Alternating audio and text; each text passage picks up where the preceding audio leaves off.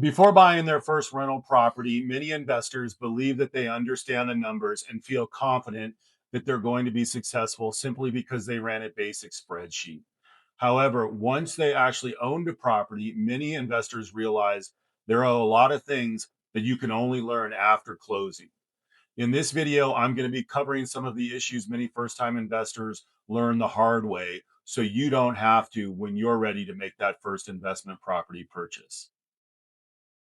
On paper, many deals often look clean. Rental income comes in on time, expenses and maintenance factors are easy to factor into your numbers, and everything looks perfect on paper.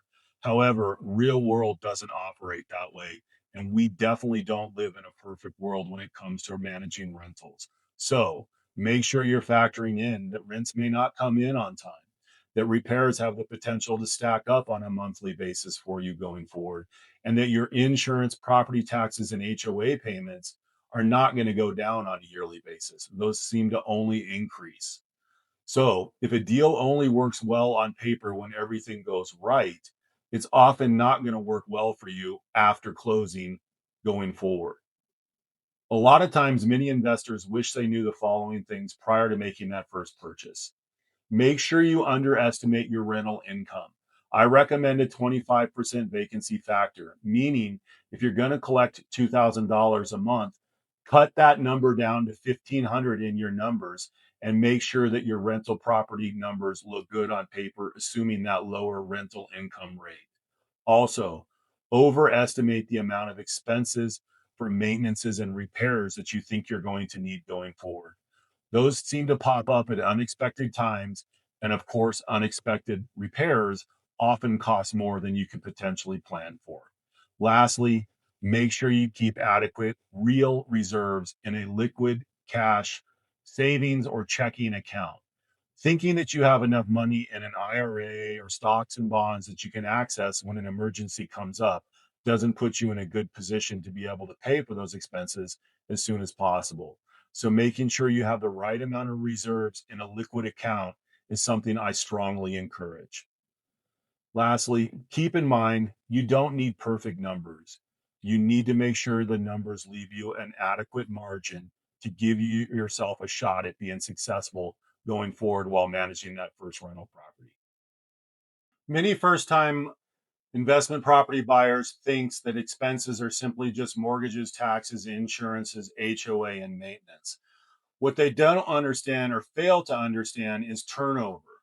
Vacancy, paint, cleaning, small repairs, leasing fees if you run with a property manager, appliance replacements.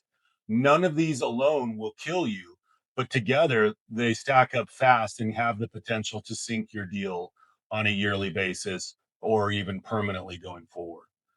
Turnover can wipe out months worth of revenue.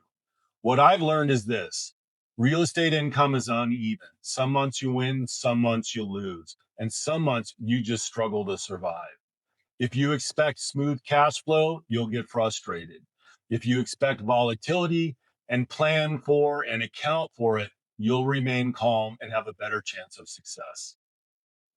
Most investors I speak with say when they got started, they were drawn to high appreciation markets or hot areas. What they wish they knew prior to buying that first investment property was that boring homes often perform better in the long term. What they wish they had been looking for exclusively were stable neighborhoods that provide affordable homes and have strong rental demand. Appreciation is just a bonus in investing. Cash flow is your survival. When rates rise or markets cool, cash flow is what's going to keep you in the game. So if your strategy depends solely on appreciation, you're speculating, not investing. The best deals usually feel boring, and that's a good sign. Most first time investors I speak with believe that their first deal had to be a home run, and it doesn't. Your first property teaches you how tenants actually behave, how maintenance really works, how you handle stress, and how to manage systems. A slightly weaker return on that first deal is great if it helps build confidence and experience. The biggest return on your first deal isn't always money, it's experience and competence going forward. Real estate is supposed to be a numbers based game. However, many first time investors that I speak with have told me that they allowed emotions to get in the way a little bit more than they would care to admit. Some of the emotions that I'm hearing are FOMO. Maybe they were a little bit too excited for that first deal. Maybe they felt a little bit too much pressure to close and close as soon as possible. Or they were so excited that they ended up ignoring red flags that they should have caught in their due diligence and decision making processes. Some have told me that they felt like they had a rate that was just too good to pass up. Others have told me that they felt like going into the property that rental incomes will only increase in the markets they were looking at and decided that they could afford to take a slightly lower margin initially with the expectation that would increase going forward. So remember, the best deals don't feel exciting. They feel boring and look solid on paper. If you feel urgency, slow down in your decision making process. If you feel adrenaline, recheck your math. And if the deal only makes sense when you justify it based on whatever emotion, walk away. Remember, good deals will still look good tomorrow. Many investors I've spoken with lately have told me that if they could go back in time, they would give themselves the following advice: to expect tighter cash flows, to expect hidden expenses to pop up at unexpected times, to buy a boring property on paper, and to treat your first deal like an educational experience. And lastly, to keep emotions out of the decision making process.